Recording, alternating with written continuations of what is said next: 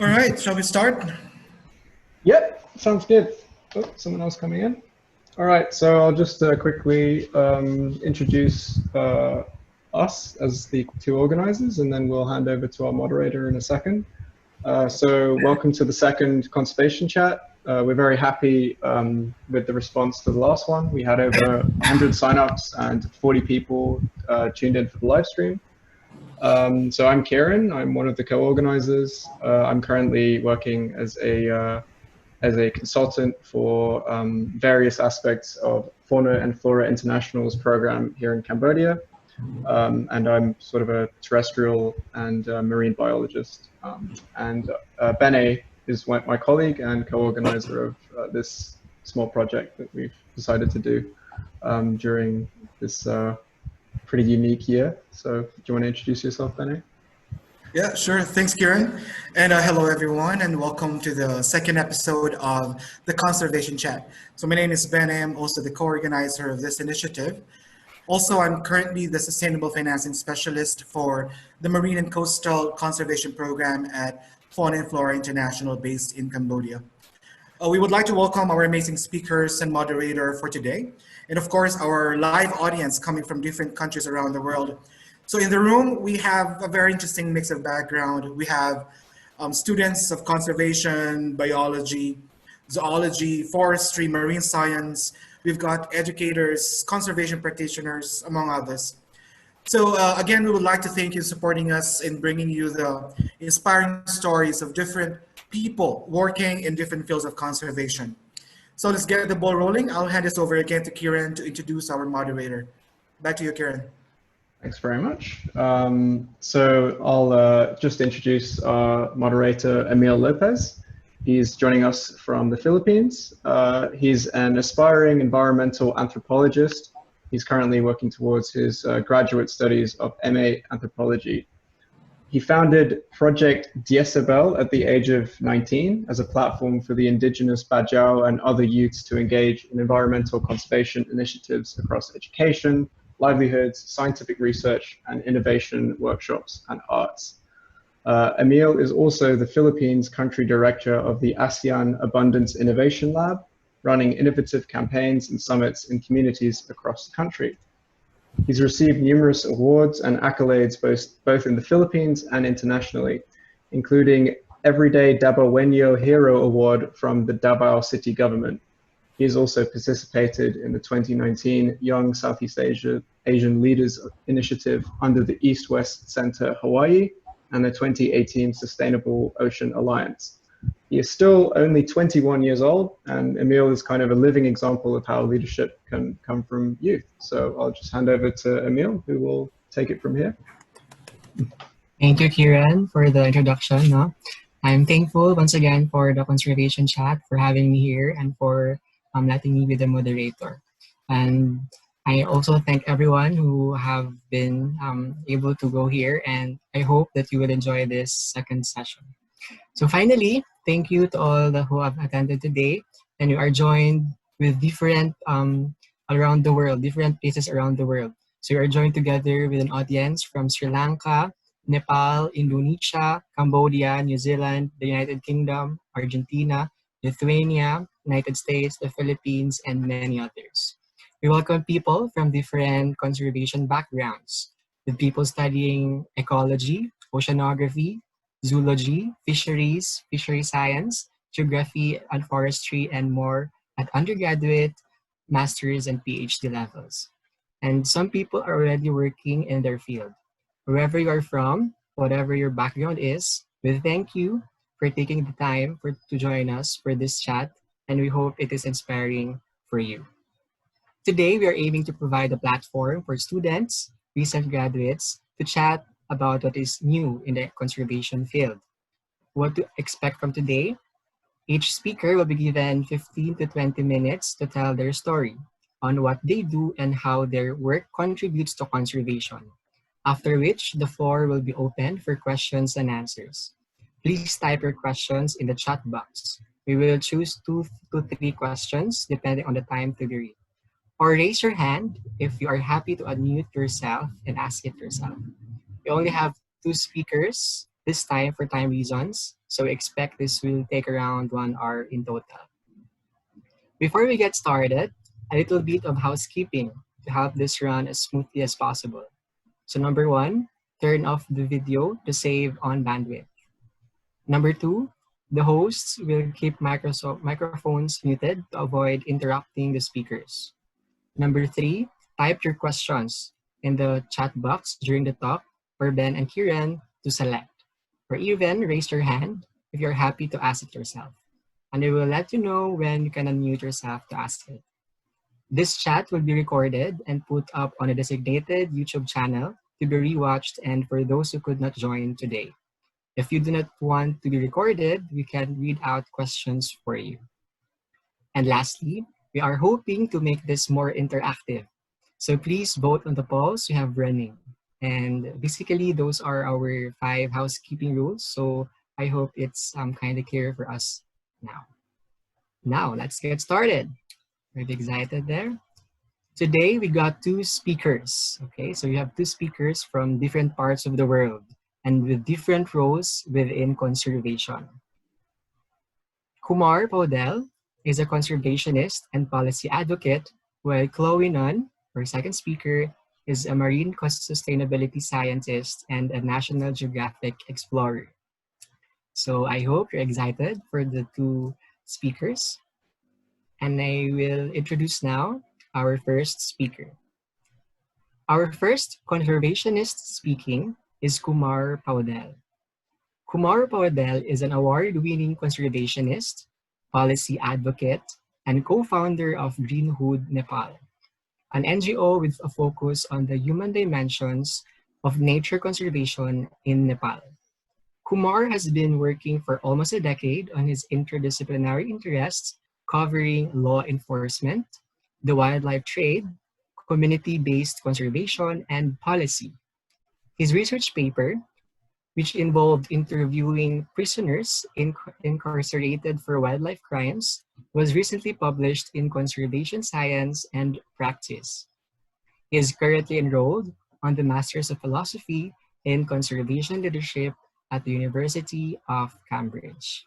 Now help me welcome Kumar Paudel. It's your turn, Kumar. Yeah, thank you, Emil, and thank you, the Conservation Chat team, for having me here. So should I start to share my screen now?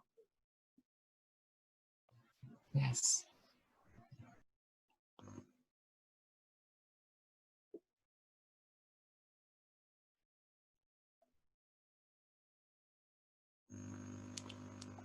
Yeah. Thank you, Emil, and the Conservation Chat team for having me. Hi, I'm Kumar, and so thank you for the detailed introduction, Emil. So today I'm talking more about myself and my conservation journey. So how I started my conservation career and what I'm doing. So first, I want to take you to my childhood.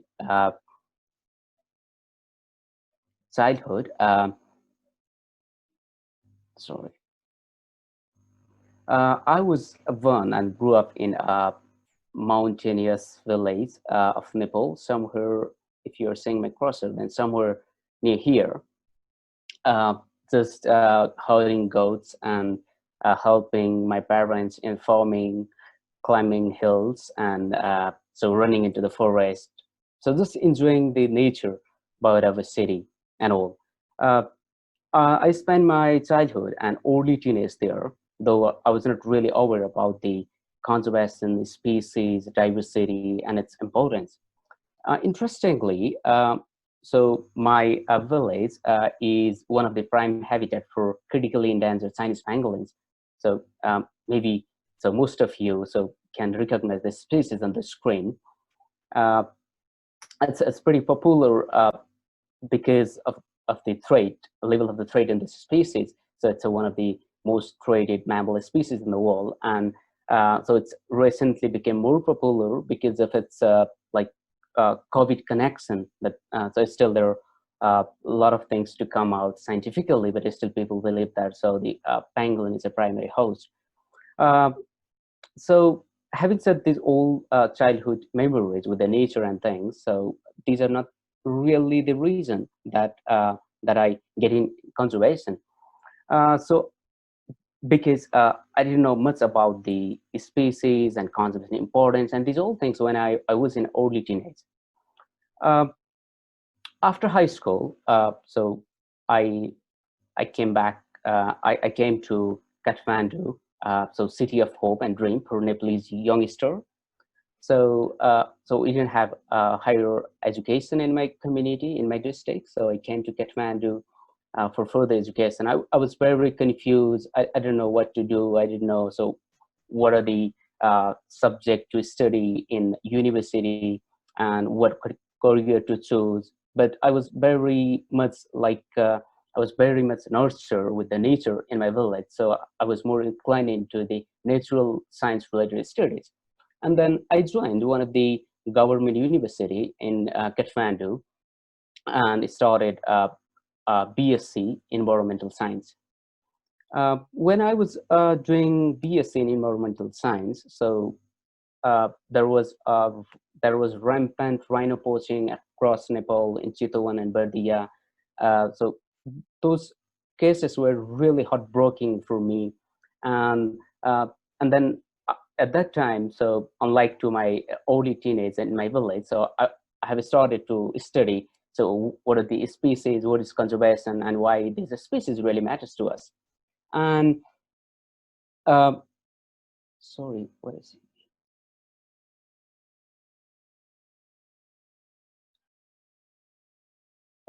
Sorry, I'm just seeing a lot of things on my screen.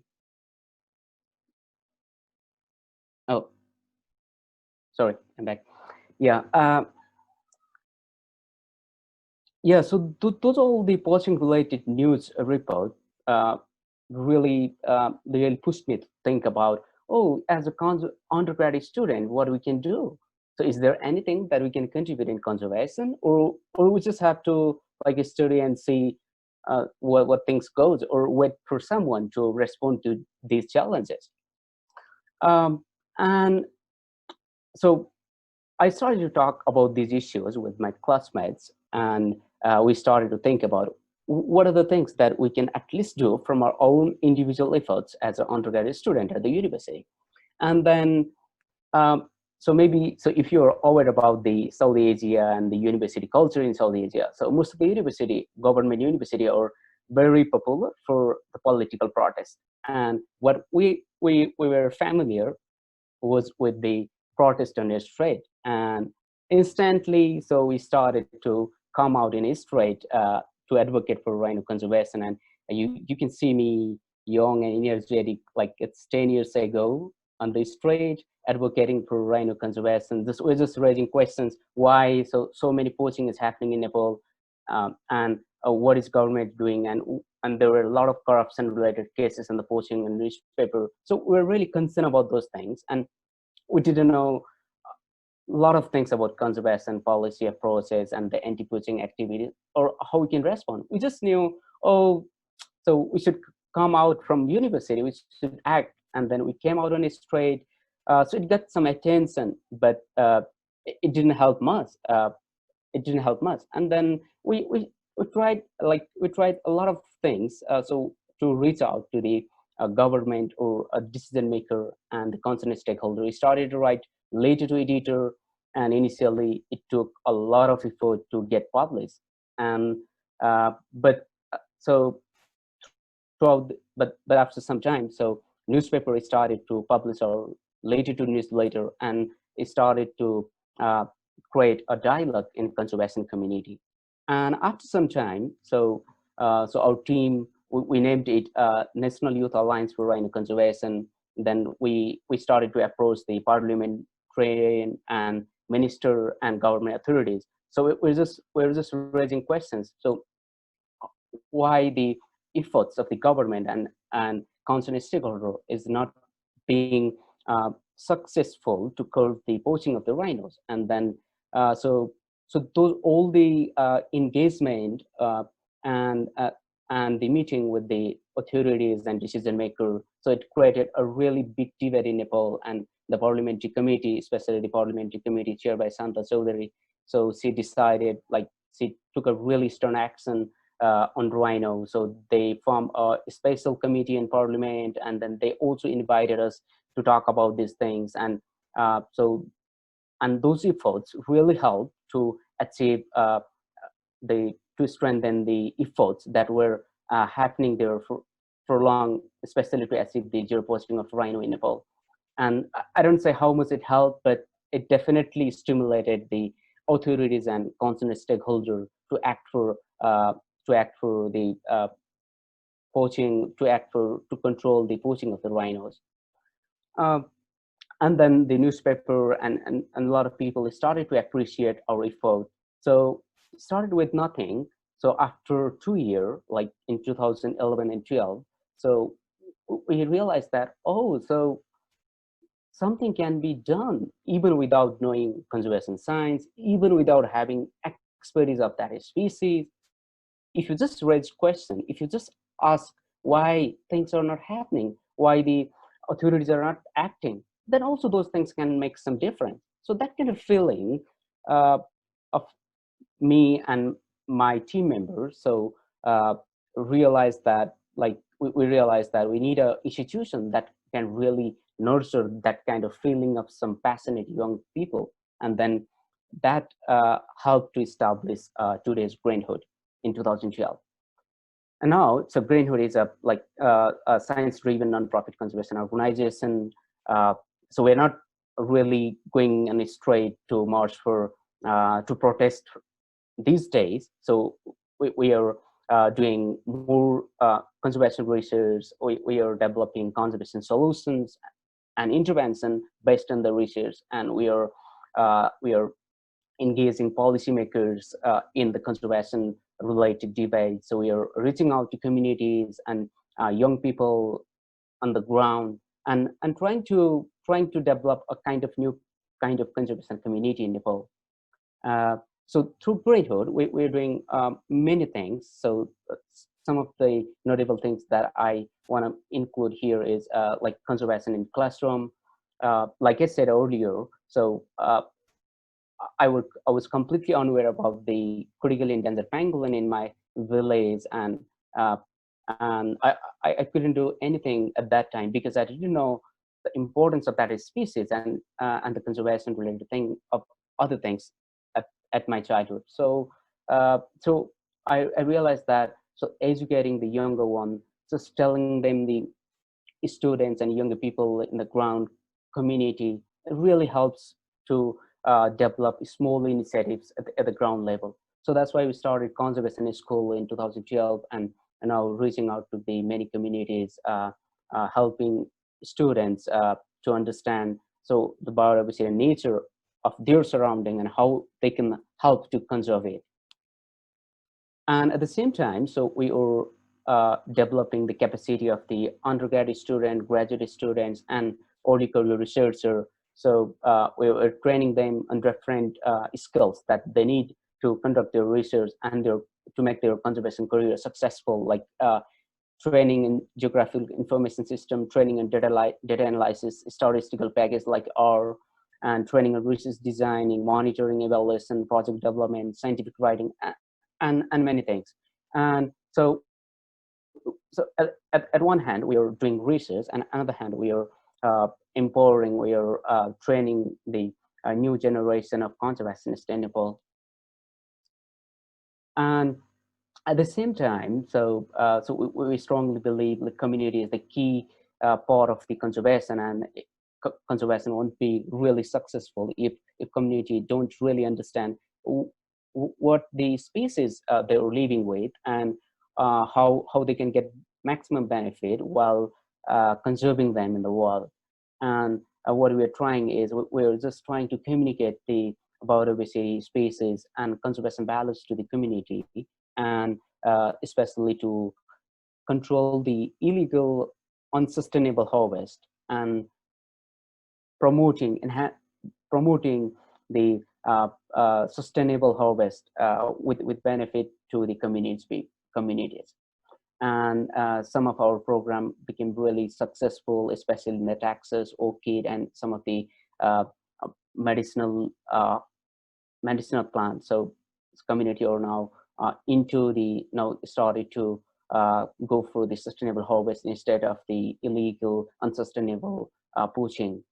And so to engage the communities, we are also communicating science and research. So the knowledge that we generate from research, so we share with the communities with the help of media, so music, or anything kind of interdisciplinary expertise. So here you can see one of the famous artists, Prakash Gandharva, so singing conservation song, sharing research outcomes, research results of one of our research to the communities. So this is how we are engaging communities in conservation.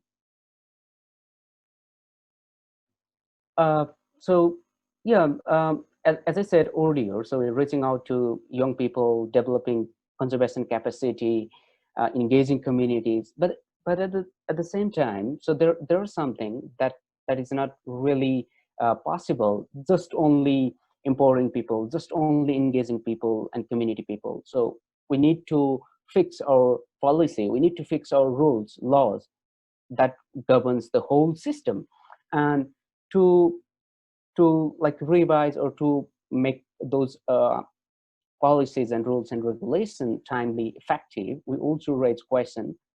So we submit later to the concerned authorities. We invite them in the discussion, like I said earlier, like conducting roundtable policy event and such kind of policy engagement event. But if the authorities don't really take those things seriously, then we also go to the courtroom, and we have filed a couple of petitions about the illegal use of the wildlife powers by like elites of elite people in Nepal, including ex-prime minister and some high-level government officials. So we're just raising the questions about the unfair enforcement and demanding more equitable, fair conservation policies in Nepal. So these all things not became like successful or not happening just because of the passion of myself and our team. So it also takes a lot of effort of the different people at different level.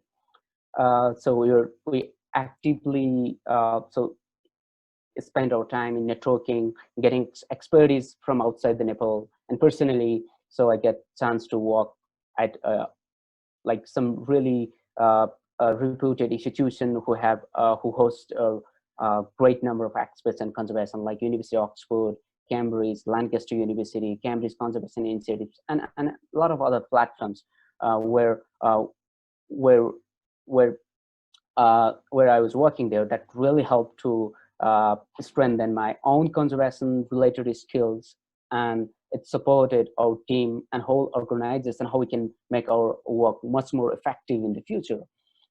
So this kind of networking is also very, very helpful when you start to think about some problem and develop some solutions. And I'm highlighting this especially because I know there are some people in this webinar who are thinking about how they can make their conservation action more effective, or how they can start conservation related projects or initiatives more effectively in the future.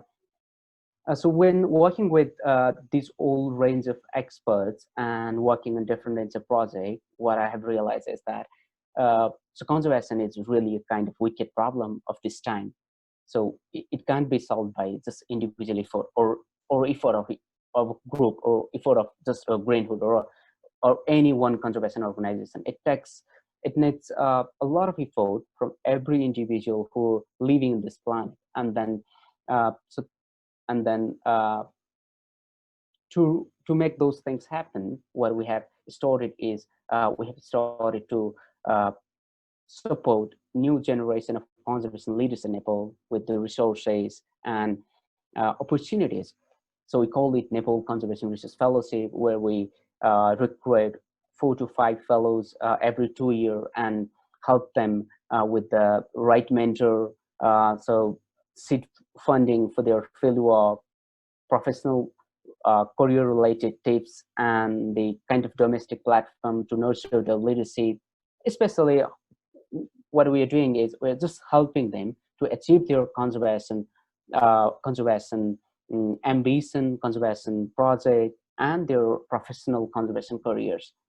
And we have already got first cohort, and they're at the end of the second year, and almost at the end of their project, some are at the middle of the project, and we're planning to recruit at least 50 Nepal conservation research fellows in next 10 years.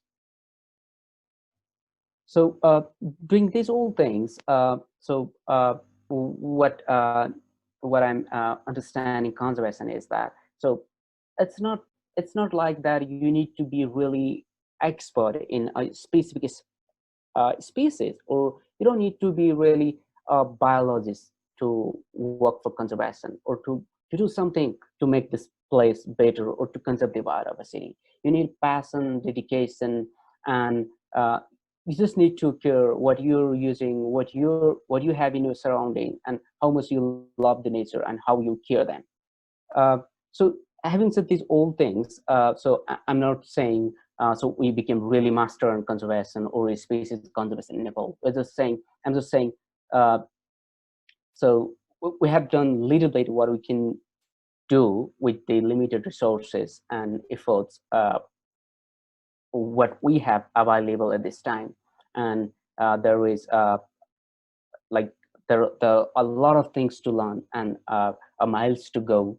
So I'm really happy to talk with you further. Like, so if you have any questions or queries, so how we are doing, and what are our plan in the future, and how we can collaborate together to make something really a real change on the ground in conservation in Nepal and around.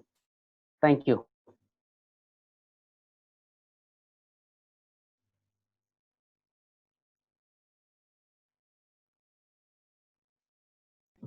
Thank you so much, Kumar, for that wonderful presentation.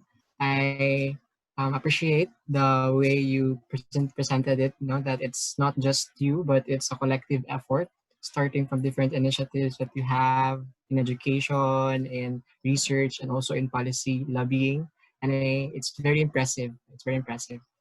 Now, before we continue, we would like everyone to answer the poll being flashed, Ben, for us to gauge what are your insights. If you have questions, also you can chat it in the box, or you may raise your hand. Thank you, Kumar, for that talk.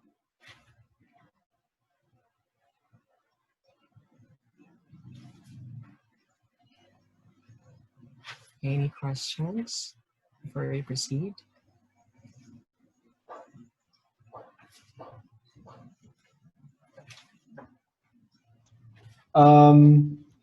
So I guess to get us started off, if we don't have any questions yet. So I was first drawn to your research from one of your supervisors called, I should turn on my video, from your supervisor, Jacob, who told me about your research where you interviewed people in prisons in Nepal who had committed wildlife crimes. So could you maybe tell us a little bit about that, and what surprised you about your research in that area, and what do you think we could all learn from that project that you did? Yeah, thank you, Kiran. Sorry, I didn't mention those things in my presentation. So it's because we're doing many research projects, and that project particularly you're asking is one of the projects that we're doing. So what I did, so in collaboration with Dr. Jacob Phillips at Lancaster University, is that generally like millions of dollars are being invested in conservation, especially to combat the poaching of these species, different important species. in enforcement, anti-poaching, and a lot of awareness activities. But still, there are very little information. What we know about who are the poacher, who are killing the wildlife, or who are harvesting it. So what are their motivations, and what really deters them not to do those things in the future? So there are very little information about these things. And so to understand their motivations in poaching and the deterrence and their knowledge of the regulation, so I decided to ask these questions directly to them who are imprisoned because of their involvement in illegal wildlife trade in Nepal. So that question took me to the prisoners across Nepal. And I interviewed more than 150 prisoners across Nepal, understanding their motivations and their regulations, and how we can deter them in the future not to involve in such things. And so what we learned at the end is that, so generally our literature always blames poverty for the poaching, and we always narrate, oh, poverty is the poaching, poverty is the main cause of poaching, and people don't know about, let's say, illegal nature. But what I found is, so poverty is not really, or not only the reason behind the poaching. It's about the people's desire to earn extra income, and it's about the peer pressure. It's about the so they're undermining the risks of being arrested. It's about, they know it's illegal, but they don't know what is the cost of that illegality, what is the cost of punishment and imprisonment. So those things are not really clear on the people, and people are being involved in the wildlife crime related so offenses or wildlife crime related activities. So that was the key finding from that research, Karen. All right. Thanks so much for that comprehensive answer, Kumar. Yeah, I really appreciate it, and great talk. So yeah, feel free to send in any more questions. And there's another question here for Kumar. What was the most challenging thing you experienced in involving communities in your conservation work, and how did you deal with it? Yeah, so yeah, it's a great question. So engaging communities in conservation, it's not really easy, and it's not really that difficult. So it's always contextual thing. So when we face that kind of challenge, what we do is, so it's really easy when you clearly, like when you clearly describe what is nature, what is the species, what's its benefit to the communities, and what's its benefit to the whole humanity or whole earth. So if you pass that message clearly to the communities, then it's really easy. But when it becomes really challenging and difficult, when the community don't understand or doesn't understand complete picture of the community and nature relation, and when there are some like harmful thing from the wildlife and species, or less benefit from the conservation to the communities. Exactly. Thank you, Kumar. I think that's for the questions for your talk. For everyone, for those who are done already for the poll and answering it, we will discuss later the number one question, that do you believe you can work in conservation? And we will discuss more. I will add in the number two question. So again, I am Amya Lopez. I'm the moderator for this talk. And thank you, Kumar, for the wonderful presentation. I really appreciate how you make it very systemic in terms of having your organization in conservation, because I really resonate with it. And this also is related to the second question, no?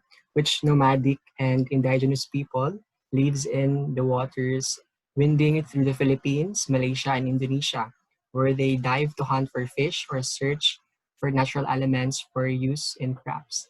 Their larger spleen helps them free dive deeper and longer. So there are four choices here: Tiboli, Bajau, Suko, Dayak, and Kanakamauli. So the answer is, drum roll please. So for the answer, I would like to share my screen.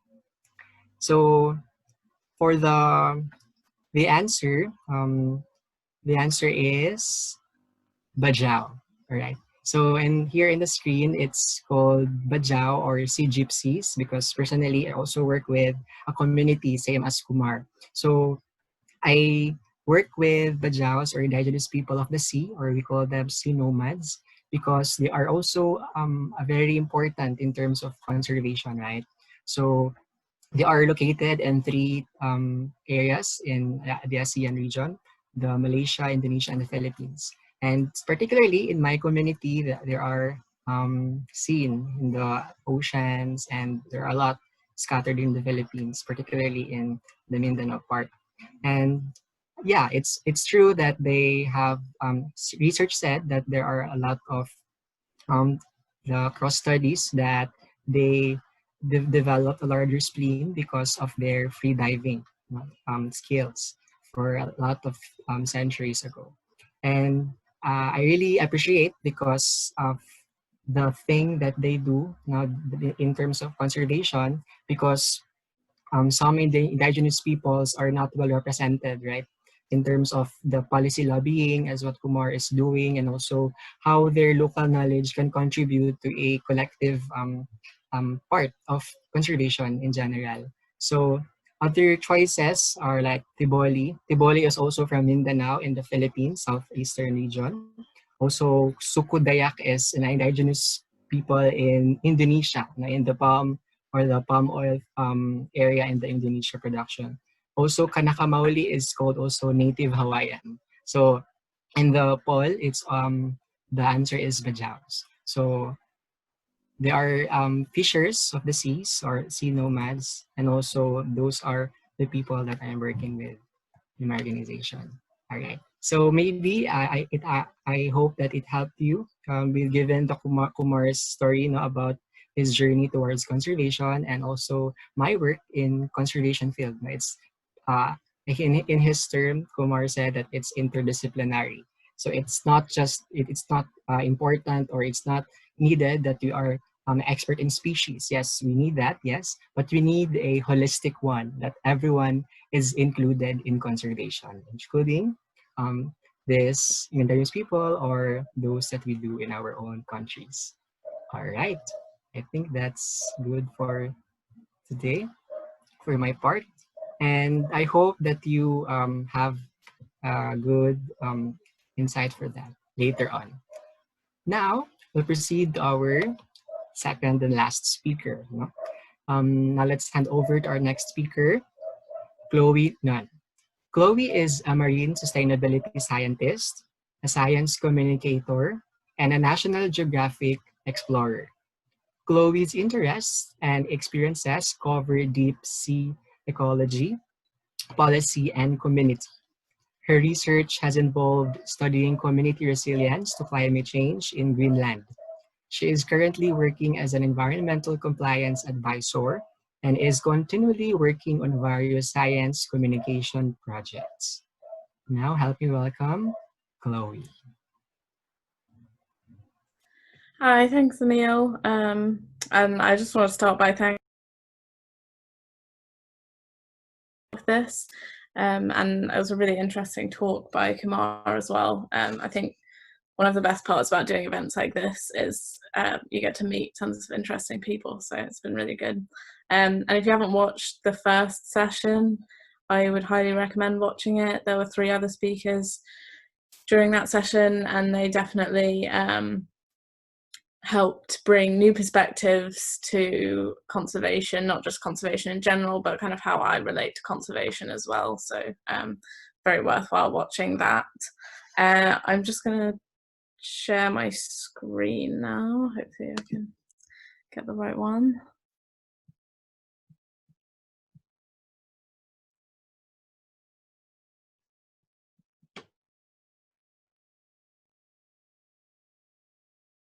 And before we start, hopefully you're not sick of polls. But I have another poll for you. So I think Benne is in charge of those at the moment. So if you could put the poll up on the screen, Benne, that'd be great. I'm really curious to know what you guys think about this. There's no right or wrong answer. I'm just interested. So hopefully you guys can see it.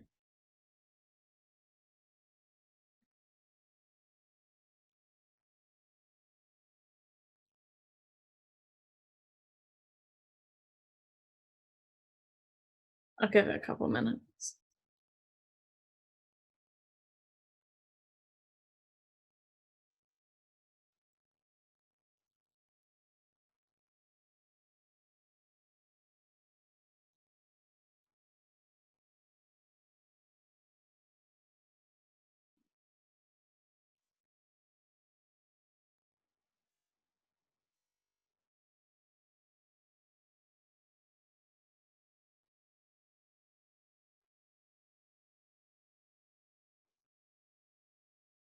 It's been interesting listening to Emil and Kumar's talks and their work, because I think reflecting on all the notes I've sort of made, there are a lot of words that they've been using that are definitely reflected in my talk as well.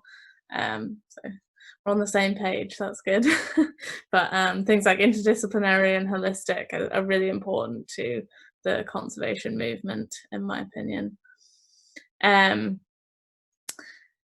So thank you guys for participating in the poll. I think it is really important to look at things like this, because it's easy to think of conservation as very traditional, maybe working with large animals in Africa. I'm sure all of you know that's not what conservation is limited to, but it can be easy to have that image come to mind when we talk about conservation. But it's really pleasing to see that you guys all think it's more than that. I certainly do. I would say that all of the things listed there have a role to play in conservation.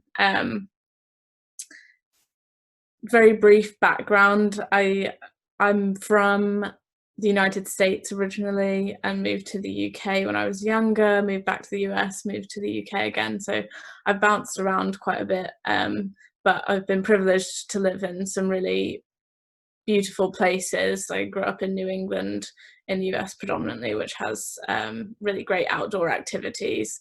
So I think that definitely helped me kind of embrace conservation and the idea that we can benefit from our natural world when it's protected, as much as stripping it for resources. I was and still am an avid watcher of Sir David Attenborough. I'm sure lots of you are as well. His work was probably the first more formal introduction I had to conservation, and something that struck me about his documentaries was the fact that they serve a conservation purpose, but they're not strictly conservation themselves. They're more education, I would say. But more importantly, I realised that in order to produce a documentary, it takes a huge team with diverse skill sets. Conservation is multifaceted, as is the effort required to achieve conservation goals.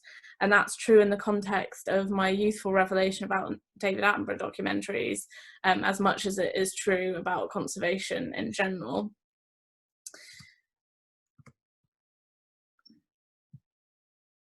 Hopefully PowerPoint will work now.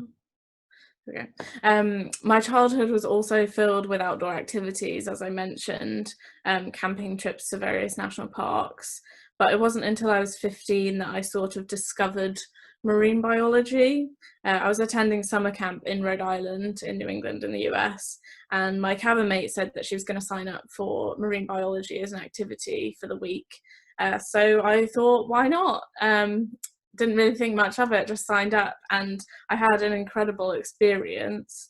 We didn't really learn anything scientifically mind-blowing, and in fact very little like traditional science methodology was used, but the leader of the program was incredibly enthusiastic and passionate about his work and his home. He was talking about the environments that he'd lived within for 80 years almost, and that that really had a big impact on me. It kind of showed me the importance of education and introducing kids to their environments from a young age.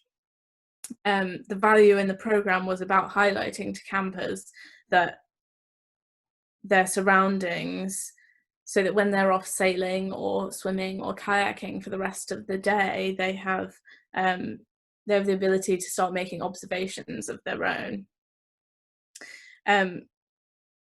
Humans and their surrounding environments, including the species we share the planet with, are complexly intertwined. The world is essentially made up of positive and negative feedback loops, and as humans we've decided that we want to understand those feedback loops and protect them, because we have certain values and interests, and the preservation and protection which root themselves in the understanding is conservation.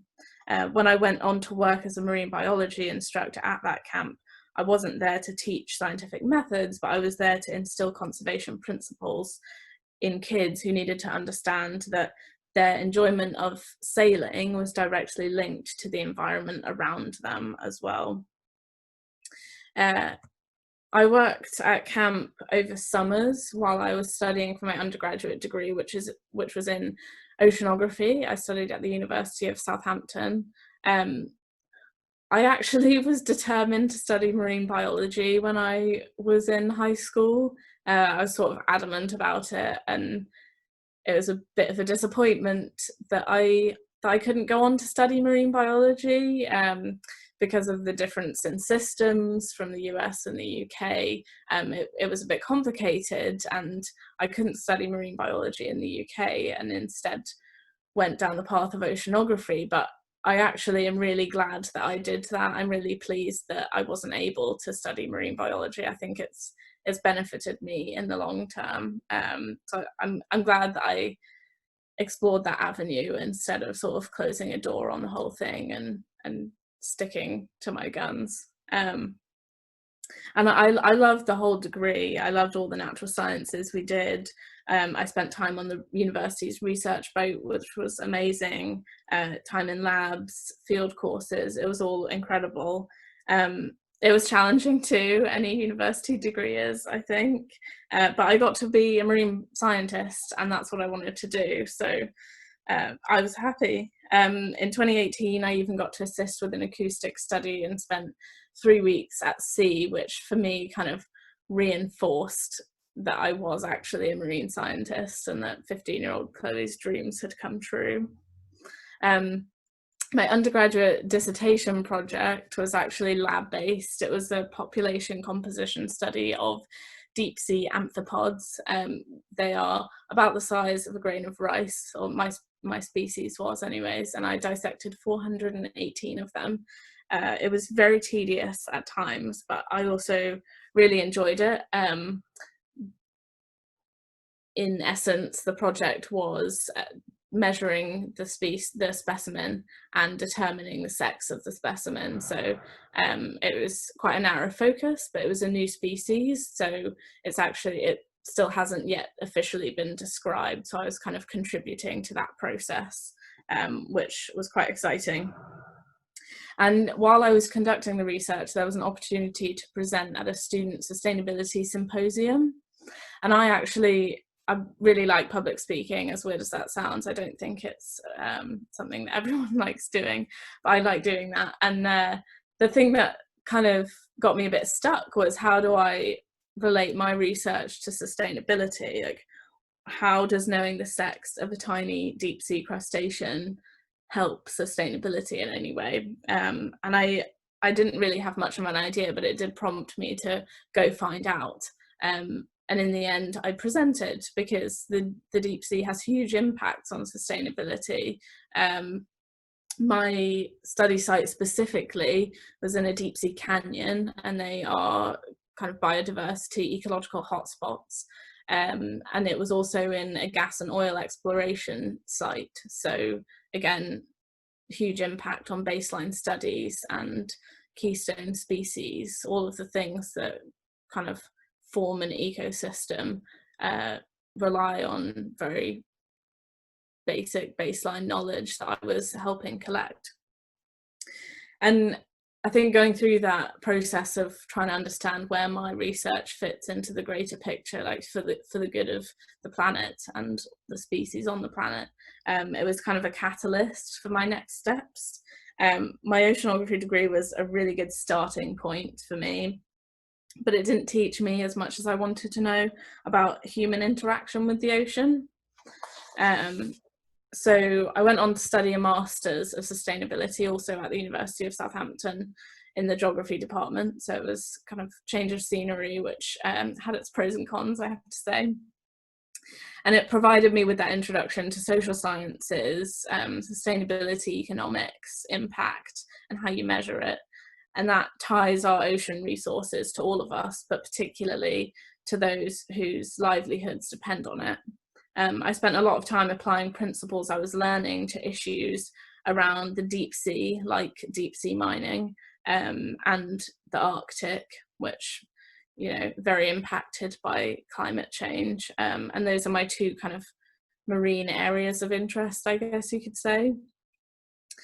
I started thinking a lot about what makes communities able to withstand or not withstand disruption, and that's human communities, animal communities, however you want to define communities, because it doesn't necessarily line up with what scientists hundreds of miles away might be saying. Like, scientists can say Greenland is melting, but it doesn't actually mean that communities in Greenland are permanently being washed away by meltwater. And I came to the conclusion that the entire social and ecological system within which a community sits needs to be considered.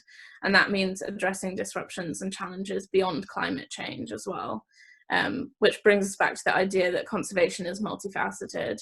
I can't address resilience in a small community if I don't also cover conservation of native species, traditional culture, and people's livelihoods.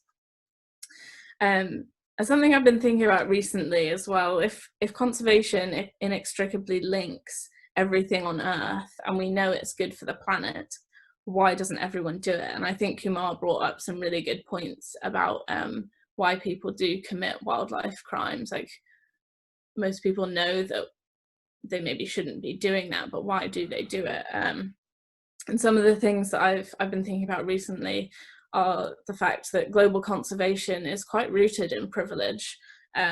Without having like basic financial, education and health needs met, you can't really be expected to focus your attention on preserving anything other than your own survival. I think having those disruptions to your own life is quite distracting, and it takes away from your ability to be a conservationist.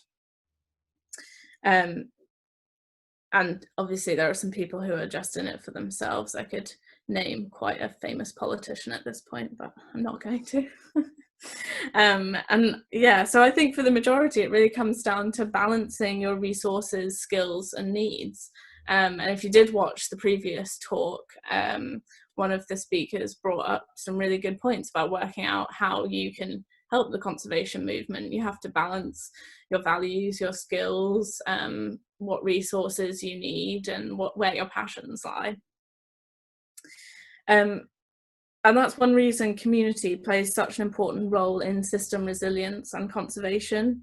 Communities are places to share resources and skills so that if you don't have what you need to participate in conservation efforts, someone else might. So knowledge sharing and support are crucial to communities.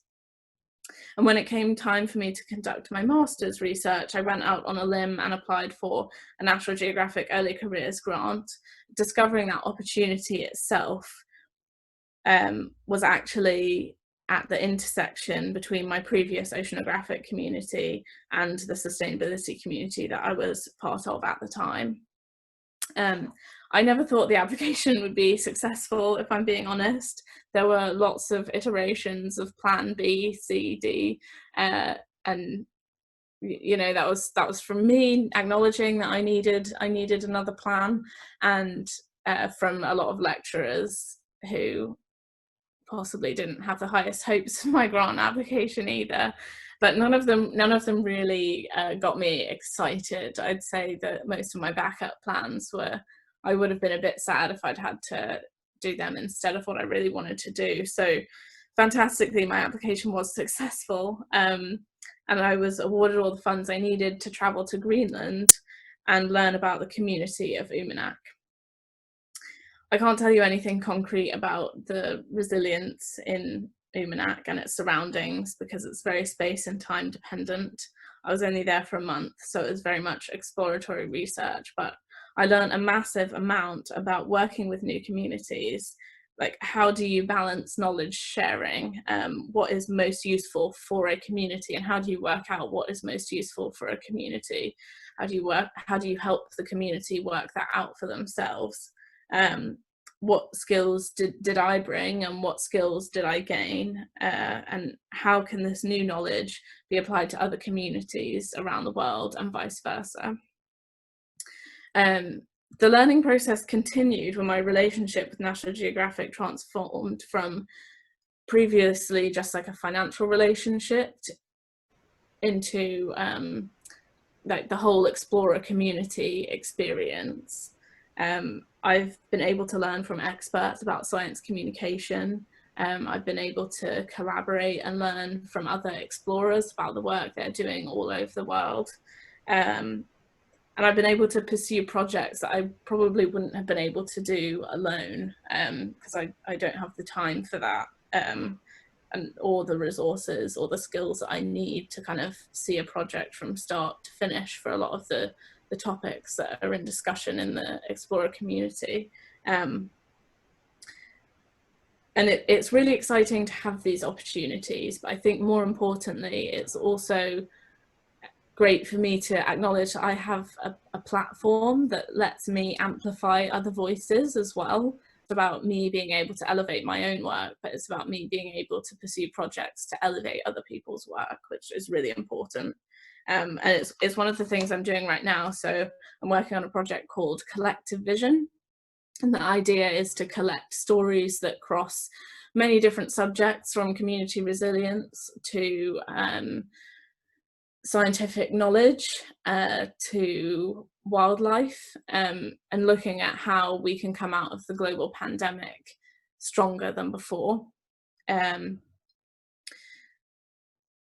Which for me personally, as someone who's done research in community resilience, working on the community resilience chapter is an opportunity for me to pursue my kind of career aspirations. So I hope to turn those into a PhD next year at some point. And if anyone does want to get involved, then we have surveys for the community resilience chapter. So just get in touch and I will happily listen to your stories. It'd be great to hear from some of you. I just want to touch on my day job here, because I'm actually an environmental compliance consultant, which is a worthy but sometimes administration heavy job. It's been an excellent experience in policy and regulation implementation, but my passion is not really packaging waste. So as a proactive individual, I like to have side projects because they let me feel like I'm making forward progress, even on days when I'm not massively thrilled with the day job I'm doing. And part of this is also seeking out chances to bring my side projects into my day job, and to educate others about the importance of the work I do as an environmental compliance consultant, as sort of not very exciting as it might seem from the outside. Where our waste ends up has massive implications for conservation efforts, and I appreciate being able to see the top-down and bottom-up approaches to tackling that issue.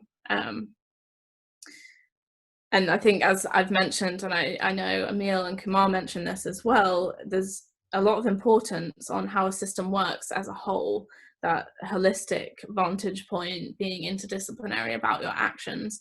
It makes solving problems a more useful process, so that we don't end up with solutions that may have detrimental impacts elsewhere.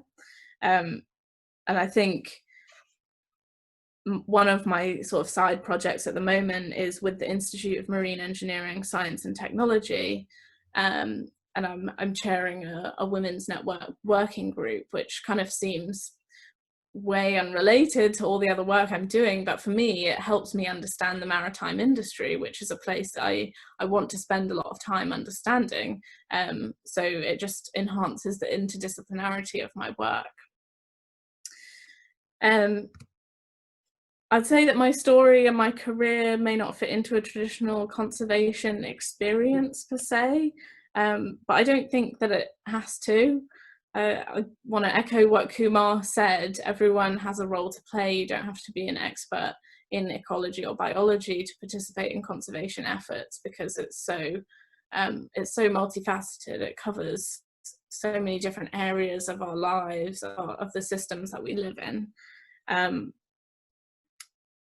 I think the important thing to remember is that we need to make sure we're using and sharing our skills within our communities and creating new networks around your passions, which may not have manifested themselves in conservation yet. Just because they're not there doesn't mean that they don't have a role to play in conservation.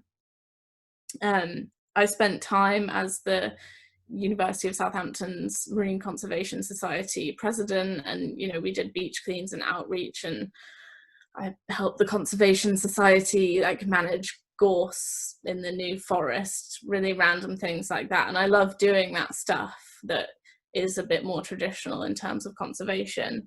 But my passions, what I'm good at and what I want to make a career out of, are communicating between local community members, researchers and policymakers on issues of marine sustainability. So for me, that's actually where I want to make an impact in the conservation world, as it were. I just want to leave this slide up. I'm more than happy if you want to reach out to me or know further details about any of the experiences I've mentioned. That was a really whistle-stop tour of my life, not that I've led a particularly interesting life.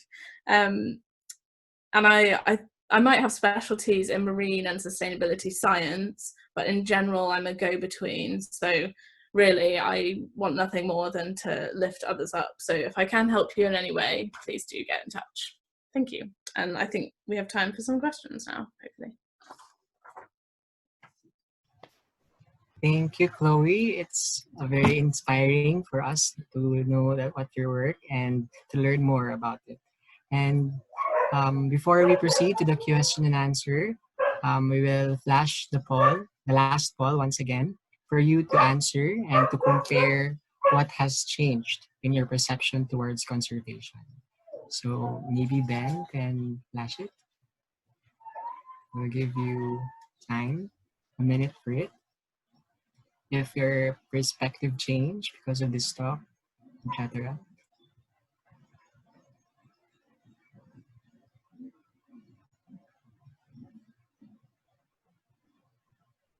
All right. And after this poll, we will go to the question and answer portion. Sounds good. There's a lot. Amazing. Yeah, it's looking like a lot more if you think that your skills do apply to conservation. I think before it was about 50-50 yes and maybe, but hopefully the two talks kind of introduced you to some other ways that you can apply your skills to conservation. Indeed. Now I would like to ask Michael to ask personally his question. Hi, thanks, Emil. Oh, Michael. Can you hear me?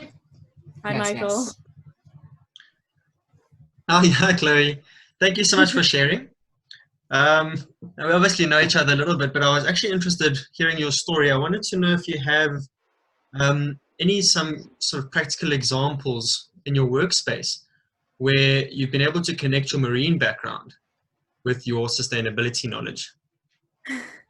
Yeah, that's a good question, and sometimes it is a bit challenging. Even just the fact that people don't really know that I have a degree in oceanography. I think in environmental compliance, people come from all sorts of backgrounds, so showing up with an oceanography degree, it's not something that I parade around telling everyone. So it comes as a surprise to people when I kind of shout out if we're having conversations about the ocean and things like that. But there have been a couple instances where I think my skills have applied really well, and it's been a benefit for me having those in the environmental compliance world. Most recently, I've been helping the company I work for put together a schools outreach presentation. And the presentation is kind of just there to introduce them to our work. And we do work placements, so the goal is to get some students in for work placements. But as part of it, they're also assigned a task to think about how technology can help us solve environmental problems. And the problem they went with was plastic pollution. So my background in oceanography was really useful for them to be able to have me review what they had, and that there were a few things there that needed to be changed. And I think it was good for me to see the assumptions that people make that you might not be aware of if you don't have a background in marine science. So that's always quite interesting. And in environmental compliance, it does usually come down to plastic pollution, because that's what we focus on as much as anything else day to day. So I've also been able to kind of bring an ocean perspective to organising events and presentations and things like that in other areas. Yeah, awesome. And do you think you'll be able to sort of further tap into your marine background? I mean, do you have a drive to bring it more into focus and touch more into those experiences and that knowledge that you have in the oceanography space? I think it would be great to do that, and I always encourage colleagues, people I know, to have conversations with me about the marine world. Like, I'm never hesitant to join a conversation if people are talking about that. I think it's challenging starting out in the environmental compliance industry, because a lot of it is just sort of digging through the required paperwork and other requirements to help companies comply. But yeah, I certainly don't shy away from kind of forcing people into conversations that introduce them to other concepts, because I think that's really important to, when it's appropriate, obviously, to put your own thoughts into the conversation rather than just going through a checklist that you have to do as an employee.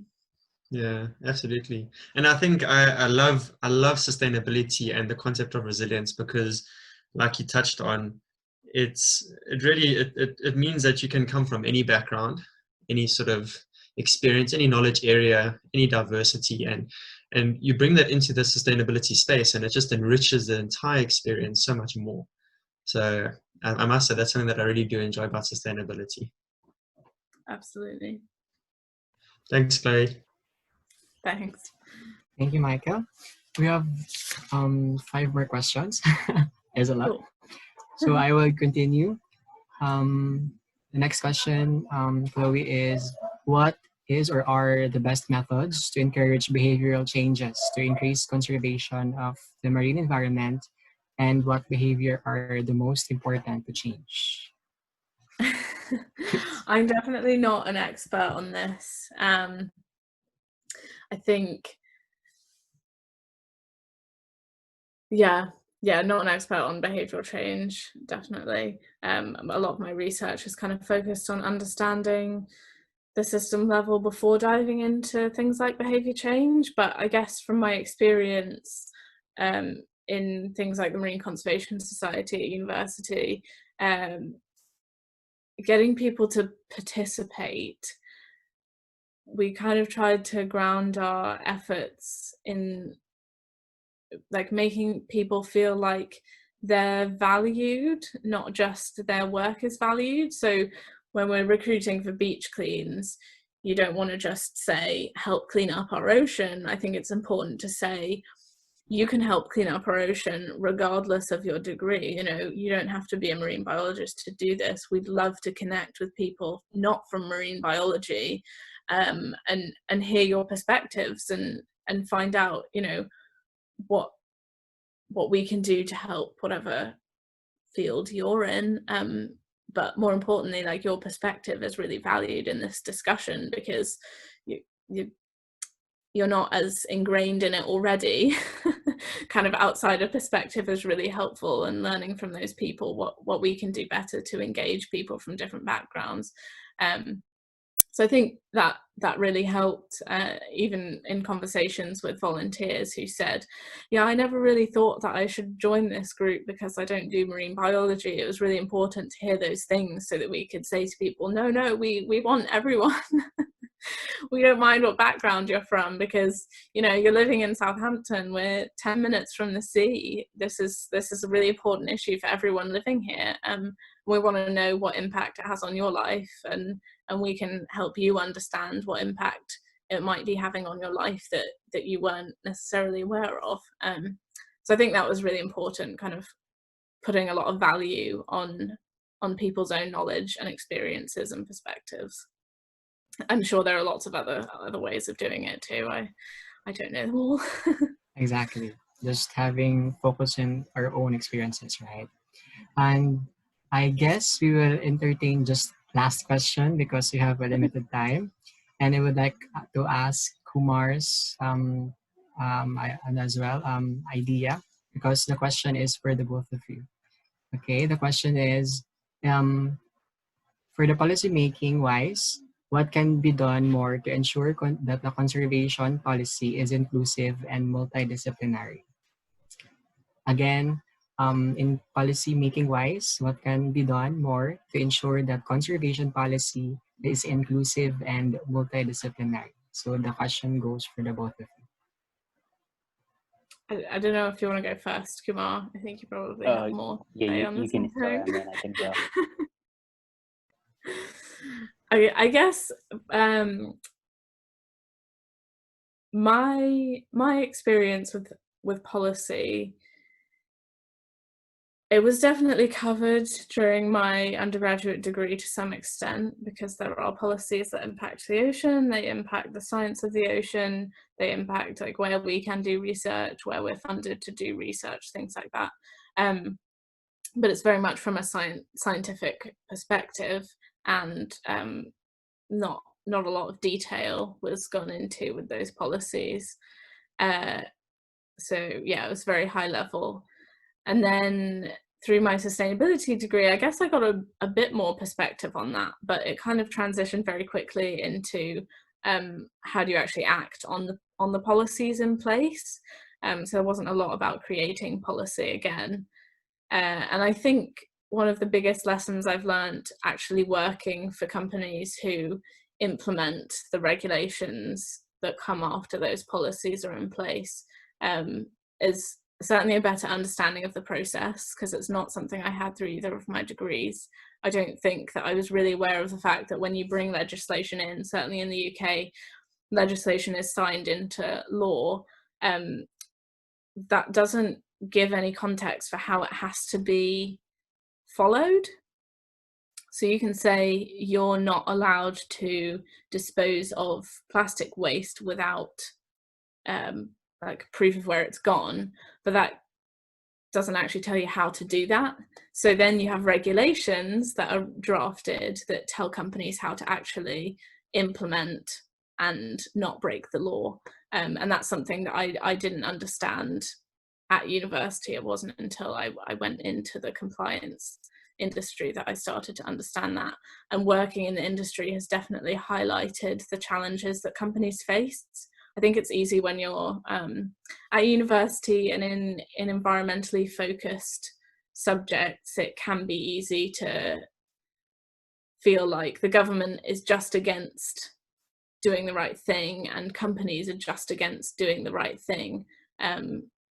But kind of seeing the work that companies do, like the effort that goes into following this piece of legislation and complying with the regulations, it's massive amounts of work for them. And I'm definitely not saying that they couldn't be doing more, and that some companies do have quite detrimental actions to the environment. But I think it is really important when policies around conservation and anything related to conservation come into play, that there has to be an acknowledgement of what it's actually going to take to get people to adhere to that policy? You know, how do you incentivize them to adhere to the policy? What are the repercussions for not adhering? Are they detrimental enough to a company so that they will actually follow that policy? I think it's way more complex than I understand, definitely. But yeah, I guess that's what I've learned in regards to policy.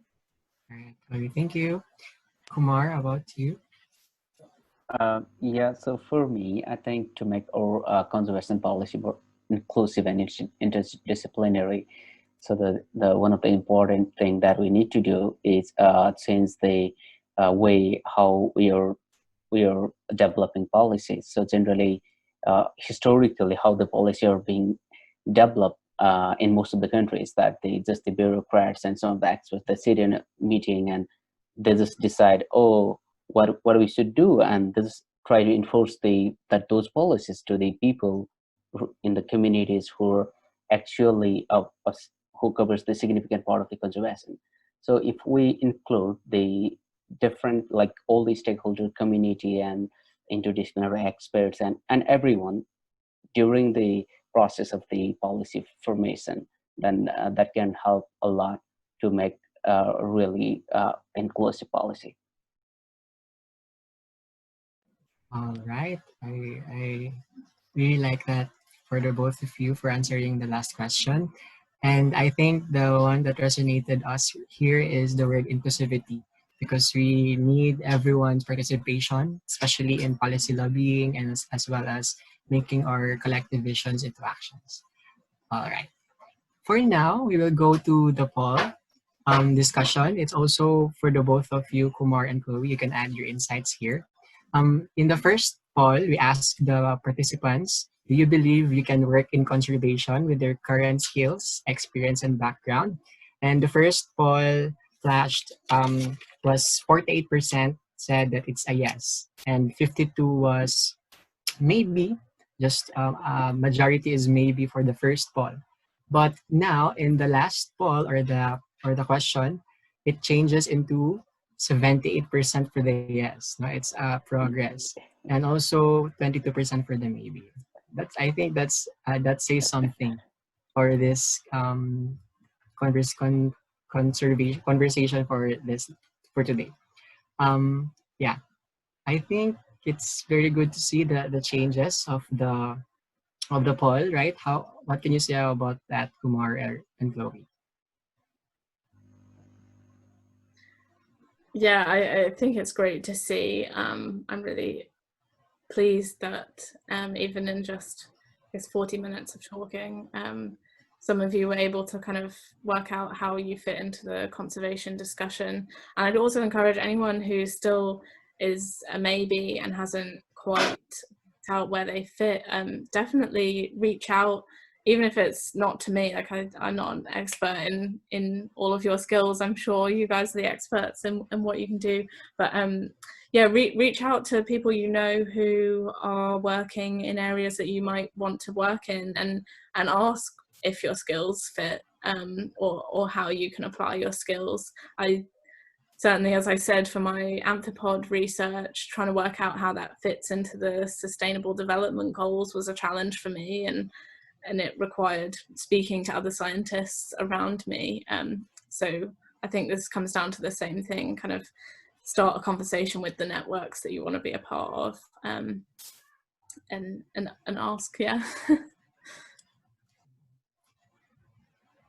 Yeah, so yeah, as Cole mentioned, so, and as I have already like mentioned during the presentation, it's not really compulsory to have a great biological skill or skill in a nature taxonomy, or really great scientific skill to do something in conservation. If you have, it's great, that's good. But if you don't have, then still don't worry. So yeah, still you can make difference, and you can get those expertise in your boat and make things happen. So I'm really happy to see how the poll had changed from the beginning to the end. Yeah, thank you. Thank you, Kumar and Chloe. I think you helped really us to think of ways that we can contribute with our resources that we have. All right. So for this portion, I think it's very a good way to end this conservation chat with a synthesis. So I have many notes here. I just list everything that I have learned from the two speakers, and I know everyone here also did that in their part. But I would like to summarize or synthesize it into 4 points. But the title of it is magkaugnay. No? Magkaugnay meaning in Tagalog or in Filipino term is like connected, interconnected. So the first point is the one that resonated from the both of you is that number one is that conservation is multifaceted, holistic, and systemic. So when we think of conservation, it's not just the species per se or those that are very scientific in nature. Yes, it is needed, but we think of a way that we collectively act together. So we include communities, like Chloe said, that we need resilient communities, also in the social dimension, in the species, like wildlife by Kumar, and the ecology itself, and also the economic sector, like Chloe said, that we need finances for this and such. So it needs to be systemic and it needs multifaceted thinking or what we call ecosystem way of thinking because everyone has a role to contribute. Second is use what you have right now. So for example, in the poll, we have a change in perception about your resources right now, whether you're of your field in the sciences or in the arts or humanities, etc. All of those are very needed in terms of our pursuit of conservation. So wherever you have right now, like start within your network or your resources or expertise on what you can contribute. If you are from education, then do it, etc. So any creative means to collaborate in terms of having conservation. And third is inclusivity. So I really like Kumar's emphasis on working with the grassroots local communities because their participation really is needed, and especially in contributing to conserving the area of what they have right now. And I also would like to reiterate that the inclusivity in conservation is important because it would lead us to resiliency and resiliency also in sustainability, as we have said. And for the fourth and last, I would reiterate the your stories matter. So in this pursuit of conservation, we have a lot of stories to tell. So I have my stories to tell. Like I'm focusing more on indigenous people.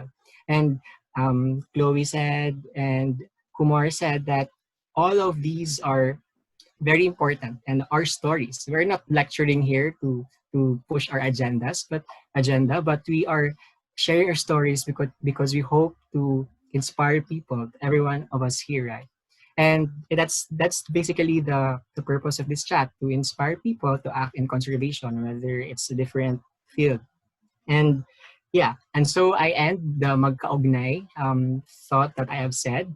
I end it with conversation for conservation. So it's like conversing with each other at the same time promoting conservation. And yeah, I think that's the for synthesis for this talk or this chat. And if you have questions for the organizers or to the speakers, you can directly message them because you have just a limited amount of time. And I guess that's it. All right, thank you so much to Kumar, to Chloe, and Camille, and Kiran. Yeah, so to the audience, thanks so much for coming. And we will have the next one most likely end of this month. So we hope to see you there again. So let's say something, Kiran. No, I just wanted to thank everyone for having such a lively and interactive and thoughtful discussion and a couple of really excellent talks. So I hope all who attended got something out of it, no matter what your background is. So thank you. Thank you. It was an amazing really talk. Nice. Really. All right. So you have a good morning, good afternoon, good evening, and see you all again the next conservation chat. Yeah, does everyone want to turn on their cameras just so we can see everyone for the last few minutes? Yeah, They're kind of cute. Hello. Thank you so much for Guys? coming. Really appreciate it. I hope you. I hope you're all Some safe. familiar faces. This is super fun. Yeah, I can see a Murray there. Yeah. What's your? Yeah, No, thank you okay. guys for coming and listening. I don't usually like talking about myself, so. It's nice to see faces. Thank you, everyone. Bye bye. Okay, guys. Thank you, everyone. Be safe. Bye.